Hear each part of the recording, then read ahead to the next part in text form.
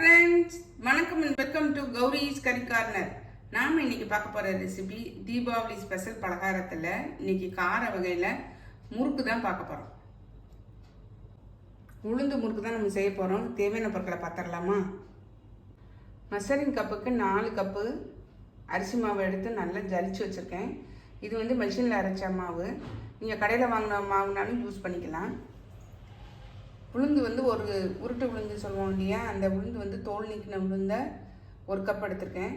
1/2 cup வந்து பொட்டுக்கடலை எடுத்திருக்கேன். 1 டேபிள் ஸ்பூன் வந்து கருப்பு எள் எடுத்திருக்கேன்.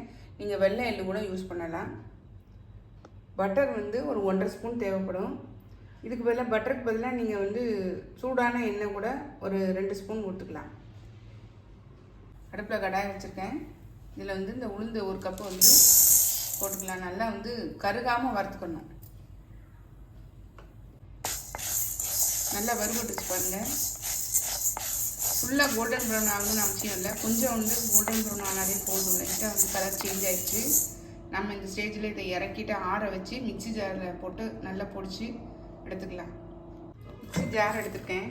இதில் வந்து பொட்டுக்கடலை வந்து ஒரு 1/2 கப்பு இருக்குது எடுத்தோம் இல்லையா, அதை வந்து இதை சேர்த்து நல்லா அரைச்சிட்டு வந்து ஜலிச்சு எடுத்துடலாம். 1/2 கப்பு பொட்டுக்கடலை மாவு அரைச்சிட்டு வந்துருக்கோம் இல்லையா, அதை வந்து ஜலிச்சு சேர்த்துக்கலாம். அதில்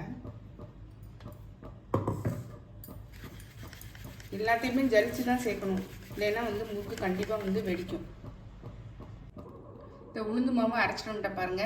இதையும் ஜலிச்சு எடுத்துடலாம்.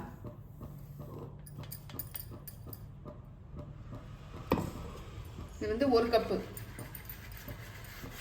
4 கப்பு வந்து அரிசி மாவு, 1 கப்பு உளுந்து மாவு, 1/2 கப்பு வந்து பொட்டுக்கடலை மாவு.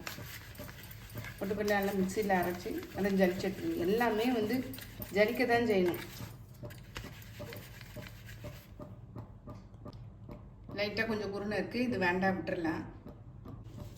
இது கூட தேவையான அளவு உப்பு சேர்த்துடலாம். உப்பு வந்து கொஞ்சம் தேய்ச்சாலே போதும் முறுக்குக்கு. ரொம்ப உப்பு போட்டோம்னா ரொம்ப உப்பாயிரும்.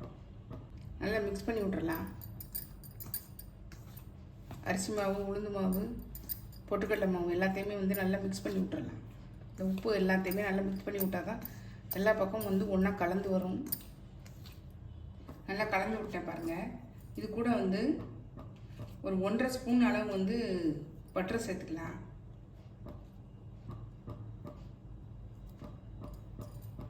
நல்லா ரூம் டெம்பரேச்சருக்கு எடுத்து வச்சுட்டு சேர்த்துக்கோங்க.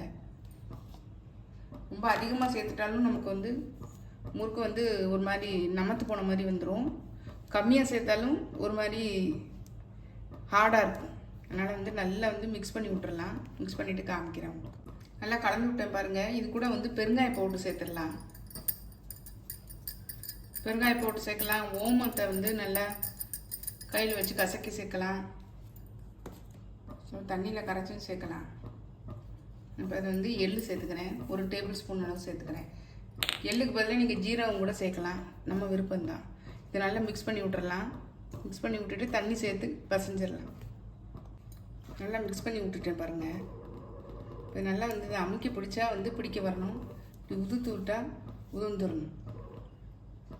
இதில் வந்து பட்டர் வந்து 1.5 வரைக்கும் தான் சேர்க்க முடியும். 1.5லேருந்து 2க்குள்ளே தான், 2 டேபிள் ஸ்பூன் அளவுக்கு தான் நம்ம சேர்க்கணும். அதுக்கு மேலே சேர்த்தோம்னா முறுக்கு வந்து ஒரு மாதிரி நமத்து போன மாதிரி இருக்கும்.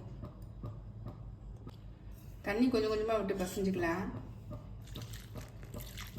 மொத்தமாக ஊற்றிட வேண்டாம், கொஞ்சம் கொஞ்சமாக விட்டு பசைஞ்சிட்டு நான் காமிக்கிறேன். பசைஞ்ச உடனே காமிக்கிறேன். மாவு நல்லா பசைஞ்சாச்சு பாருங்கள். மாவு வந்து இந்த அளவு இலக்கமாக இருக்கணும். ரொம்ப டைட்டாகவும் இருந்தோம்னா நமக்கு புளியறதுக்கு கஷ்டமாக இருக்கும். அதனால் இந்த அளவு இலக்கமாக இருக்கணும். இப்போ நான் இந்த உலக்கு பாருங்கள், முறுக்கு உலக்கில் வந்து எண்ணெய் தடவிருக்கேன். சில்லு வந்து நான் இந்த சில்லு போட போகிறேன். பார்த்தீங்கன்னா இது வந்து நான் 5 ஓட்டாக இருக்குது பாருங்கள். இந்த சில்லு வந்து போட போகிறேன். இது வந்து தேன் குடம்னு சொல்லுவாங்க இல்லையா, அந்த சில்லை போட்டு இப்போ புளிய போகிறேன். நம்ம இந்த உலக்குக்குள்ளே வந்து மாவு வச்சுக்கலாம். எண்ணெய் அடுப்பில் வந்து வச்சுருக்கேன், சூடாகிடுச்சு. இப்போ புளிஞ்சிடலாம்.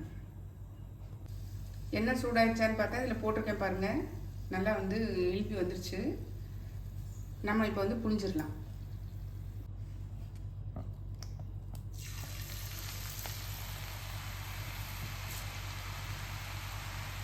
எவ்வளோ பிடிக்குதோ அந்த அளவுக்கு நீங்கள் புரிஞ்சுக்கோங்க.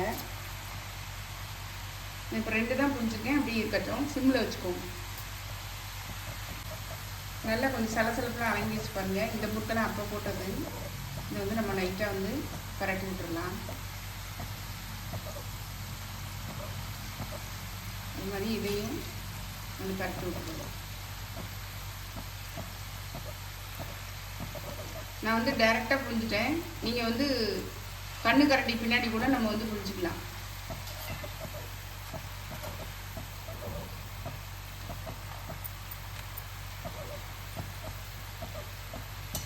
இதில் இதுவும் பபுள்ஸ்லாம் அடங்கணுன்னு நம்ம எடுத்துடலாம். பபுள்ஸ்லாம் அடங்கிச்சு பாருங்க, நம்ம எடுத்துடலாம். இப்போ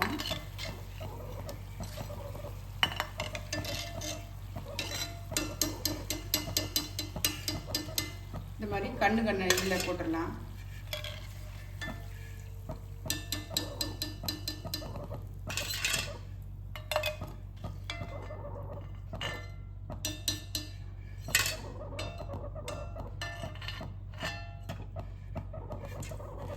பாருங்க, சூப்பராக ரெடி ஆயிடுச்சு முறுக்கு, வெள்ளை வெள்ளையன்னு.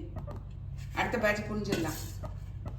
பிகினர்ஸ்லாம் இந்த மாதிரி கண்ணு கரண்டி, இந்த மாதிரி கரண்டி இல்லைங்களா, வடிகரண்டி, இதில் பின்னாடி எண்ணெயை தடவிட்டு நம்ம வந்து இதில் வந்து புரிஞ்சிடலாம். முறுக்கை நல்லா அழகாக சேஃபாக வரும்.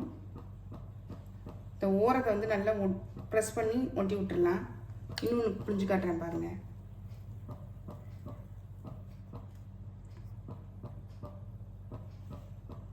ஓரத்தை நல்லா ஒட்டி விட்டுடலாம். இப்போ வந்து இதை எண்ணெயில் எடுத்து போட்டுடலாம். இந்த சூடான எண்ணெயில் நம்ம இப்போ அப்படியே சேர்த்துடலாம்.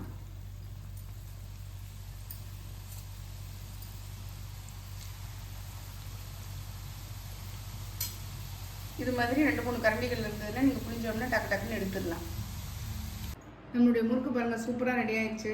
பாருங்கள், இந்த டப்பா ஃபுல்லாகவே வந்து நனைஞ்சிருக்கு. அதாவது கிட்டத்தட்ட வந்து 60லேருந்து 65 முறுக்கு வரைக்கும் வந்திருக்கு. சூப்பராக இருக்குங்க, டேஸ்ட்டு செம்மையாக இருக்குது. கண்டிப்பாக இந்த தீபாவளிக்கு நீங்கள் ட்ரை பண்ணி பாருங்கள். ட்ரை பண்ணி பார்த்து கமெண்ட்டில் சொல்லுங்கள், லைக் பண்ணுங்கள், ஷேர் பண்ணுங்கள், சப்ஸ்கிரைப் பண்ணுங்கள், பக்கத்தில் உள்ள பெல் ஐக்கானை கிளிக் பண்ணுங்கள். நாளைக்கு வேற ஒரு ரெசிபியில் உங்களை சந்திக்கிறேன். Bye, thank you.